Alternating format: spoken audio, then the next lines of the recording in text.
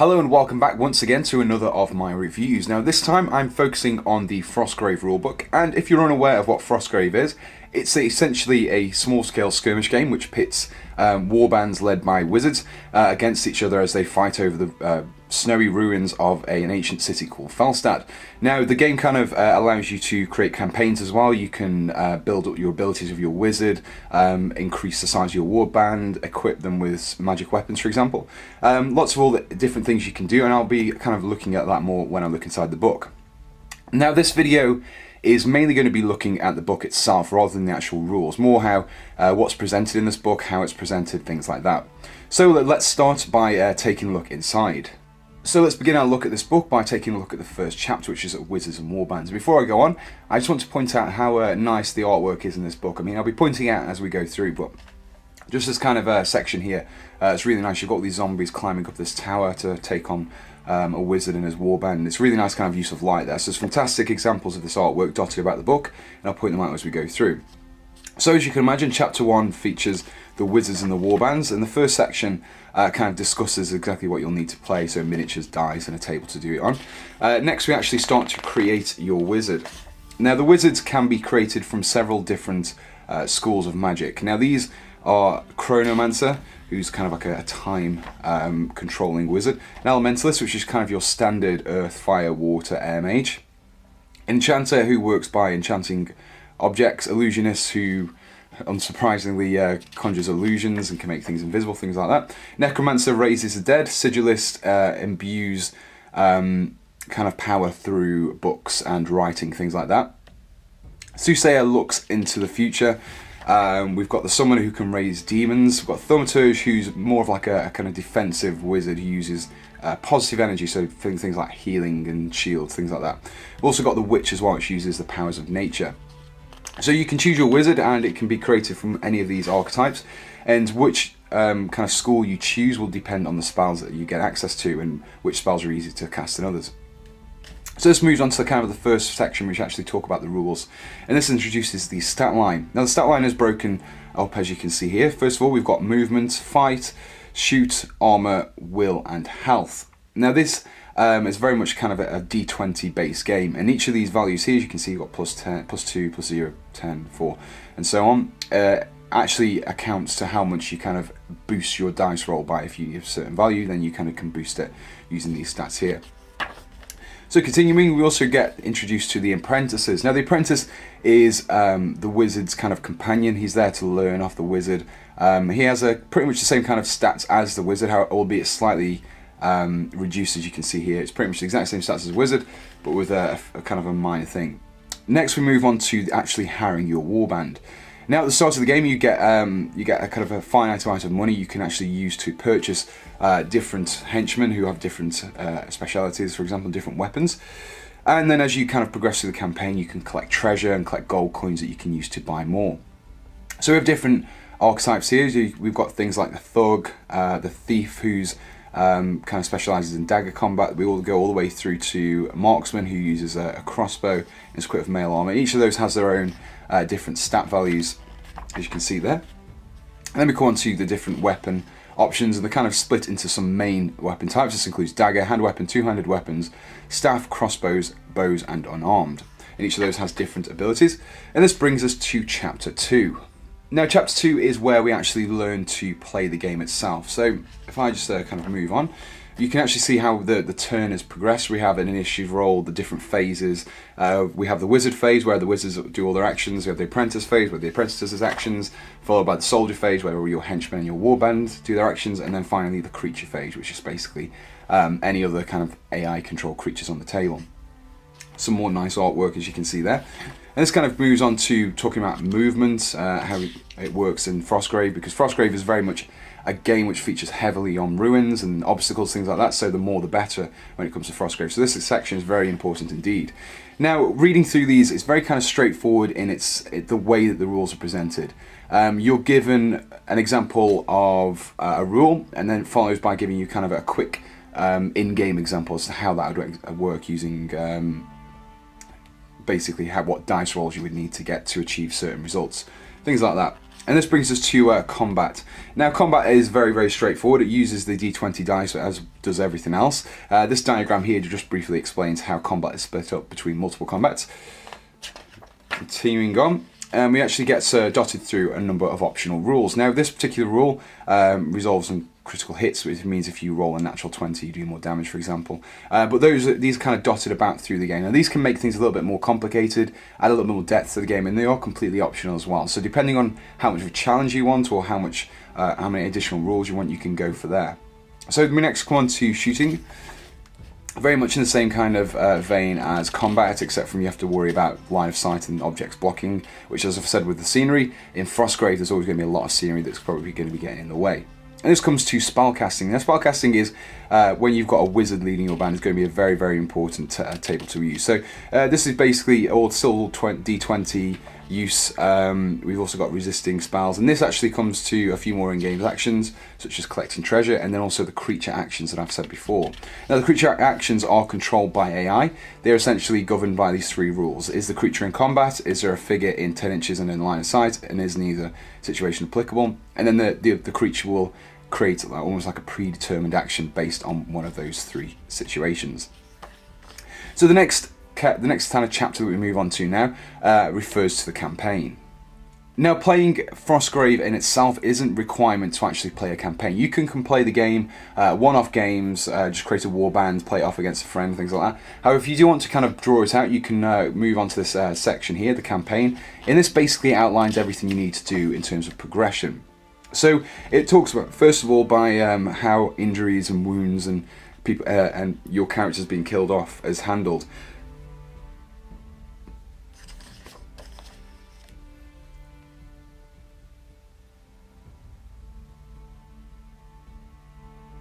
So when playing Frostgrave, you're not actually required to have a campaign. You can play one-off games with your friends. You don't need to kind of create a grand campaign and follow it on after each mission. That's fine. But if you do want to use campaigns, then this section is what you need to refer to.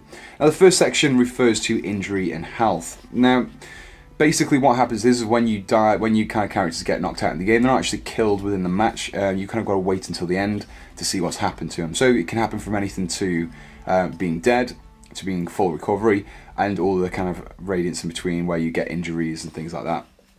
So you can actually end up with characters who've got lost toes, smashed legs, crushed arms, lost fingers, things like that, and each of those will have detrimental effects on those particular wizards or henchmen. So you might actually find that sometimes in the future it's best to kind of get rid of some henchmen who's maybe got a smashed leg and a crushed arm, just because he's not very useful anymore. So the next step, we come to experience. Now, your wizard can gain experience from doing certain actions in the game. Now, this includes just simply casting spells, taking out opposing wizards and apprentices. And for each 100 points of experience that the character gets, he gains a new level. And with that, he can do a few things. He can improve his stat, improve a known spell, or learn a brand new spell. Now, another important part about Frostgrave is finding treasure. Most of the campaign missions and scenarios will revolve around finding treasure in some way. And basically this table here is what you roll, and it determines exactly how much you're going away with. So this can range from a few gold coins all the way to gold coins and then grimoires that you can use to learn spells or sell at the market. So we also have potions in here. The scrolls and grimoires that I've already referred to, and these are basically how you can learn certain random spells, things like that. You can also find magic weapons and armor, magic items that boost your abilities, lots of different options, and this can progresses through more of the actual special weapons, and this kind of comes to spending treasure. Now, as I mentioned before, you can use in the game, you can actually buy new soldiers, new apprentices, new wizards even if you have to, and you can also buy grimoires and magic items as well. Now, in addition, which is quite a nice little feature of Frostgrave, you can set up your own base. Now, this all happens off table. It's not actually a physical thing that's been done. You can choose from a different location, and each of those locations has different abilities. So, for example, if you decide to hole up in a crypt, then you'll get bonuses when it comes to casting zombie spells, for example. You also can extend this by building resources such as kennels, summoning circles, all those kind of different things which help to improve your party in between realms. Now, this brings us to Chapter 4. Now, Chapter 4 is probably one of the most important sections in this book because it talks about spells, and spells play a very heavy part in this book. Now, if I just move on to here. Now, there are kind of a number of different categories of spell. We've got self-only, line of sight, area effect, touch, and that kind of, and also out of game as well. Now that affects obviously how it's used, but not only that, but I'll just kind of focus on out of game. You can actually cast spells in between missions. Now this includes things like healing wounds, reviving dead players. You can even summon scrolls, grimoires, demons, things like that. There's plenty of different options. And we have a whole definitive list of all the spells that you can do. Now these are very varied. They're all kind of linked to a particular school, as I've already mentioned with the different wizards. So we've got things like Control Undead, which is one of the things that Necromancer could do. We also have things like Dispel, which is one of the Thaumaturge, which you can use to dispel other players' spells, for example. And we get kind of straight kind of forward things like the Elemental Bolt, which is used by the Elementalists. It's just simply casting a fireball or a lightning bolt, things like that. So you get quite a substantial amount of spells. You can see all these pages have lots of spells on them. It just keeps going. There's plenty and plenty of spells to choose from. Your wizard gets so many at the beginning of the game, and then you can actually build them up as you play through as well. Now another optional rule that we've come across here is Transcendence. Now this is basically a way that you can kind of win the game simply by getting your wizard to ascend to a higher plane of thinking or being. And this is basically if you roll a 20 in between games, you can unlock Transcendence and get an automatic win. So this brings us to chapter 5, which refers to the scenarios. Now, as I've mentioned before, the scenarios do kind of all have a similar kind of vein in the sense that the idea is to find treasure and use that treasure to kind of expand your warband to make them better in future missions. However, there are a few different kind of special rules that each of these scenarios introduce. Now, for example, one of the ones that I quite like is worm hunts. Now this is basically what will happen is every time you find treasure, you increase the chance of a giant worm sprouting out the ground and attacking your warband. So it's kind of just little things like that. You've also got haunted houses as well, where every time you go into a house to retrieve treasure, there's a chance that a wraith will suddenly appear and you'll have to battle them instead. So there's all kind of different scenarios with different special rules, and they also kind of give you guidelines on how you should set them up as well. Just kind of gives you a little bit more kind of structure when you're actually playing your games. Now these are all randomly generated, so you just roll a dice to see which one you're going to be playing next. And this brings us to chapter 6, the Bestiary. Now this refers to some of the creatures that are detailed in the special rules of the scenarios. For example, the giant worm. This details what stat lines the giant worm rules. Alternatively, you could use the optional rule, random encounters, in which you can get different characters and creatures controlled by AI just kind of wandering around, being a nuisance and also causing hassle for your opponents as well. So these range from skeletons, the kind of archetypes, zombies, ghouls, wraiths, things like that. But we also get animals such as bears, boars, giant rats, ice spiders, leopards, even white gorillas, as you can see here. Now we also go through to some constructs and also demons as well. And we also get the frost giants, giant worms, and so some larger creatures that you'll be facing off against. And this brings us to all these spell cards. Now these spell cards can be photocopied or they can be downloaded from the Osprey website, I believe. And you can basically kind of cut these out and use these as quick reference cards. So it's kind of a nice little feature there that you've been given. And those just kind of, you can see just exactly how many spells there are in this game. There really is quite a few. And we also get the wizard sheet on the back. So this is the sheet that you'll be using to construct your wizard. You detail exactly what his stat line is, what spells he knows, things like that. And you've got all your soldier options there as well. So now that we've looked at the book, I kind of just want to just flick back a few things. I really like this book for a number of reasons. The artwork in it is really nice as well, but it's got some quite nice photography in it. Details the different wizards, the different really nice scenery in there as well. I mean, this is probably one of my favourites in there. You've got a kind of dwarven-like wizard with the constructs behind him there. So it's just really a nice laid out book. The chapters really make sense as well in terms of how they progress through. So you start off by learning, first of all, your wizard, because that's the kind of the central hub in which your warband is built around, and this whole game plays, in fact. So it's really nicely kind of laid out. You then go on to learn, obviously, how to play the game itself. Very straightforward rules, but like I said, I don't want to focus too much on how those rules work. But yeah, very nice book indeed. Not really having played many skirmish games in the past, I kind of really did know what I was doing with this, even just through a quick read through. The book itself isn't that long, actually. I mean, everything, there is dotted through it a small amount of background about the Felstad, but there isn't an awful lot kind of mixed in there, which is not too bad, but it does kind of cut down on the background that you get for this city of Felstad. So that concludes my look into the Frostgrave rulebook. Now, whilst this was just more of a brief overview of the book itself as opposed to an in-depth analysis of the rules, for example, it kind of hopefully it gives you a good idea as to what is contained in this book and an almost kind of rough guide as to how the game plays and what's involved in it at least. So yeah, it's a really nice book to have.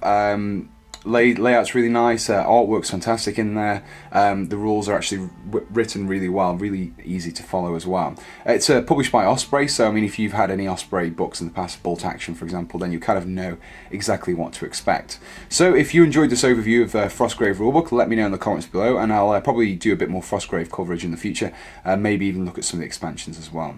So until next time, thanks for watching and goodbye.